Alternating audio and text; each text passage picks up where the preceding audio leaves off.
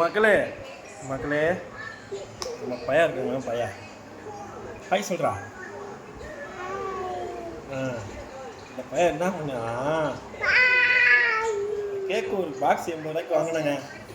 அந்த கேக்கை வந்து முழுசாக தின்னுட்டான். முழுசாக தின்னுட்டு அந்த கேக்கை போட்டு வலிச்சு ஒட்டா தின்னுட்டான்.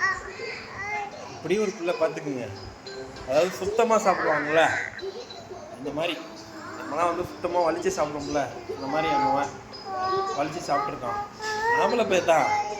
பொம்பளை பிள்ளை ஏட்டே ஒன்று இருக்குது. இந்த பையில கொஞ்சம் வளவி போட்டு பார்க்கணுன்னு ஆசையாக இருந்துச்சு. அதான் கையில் போட்டேன்.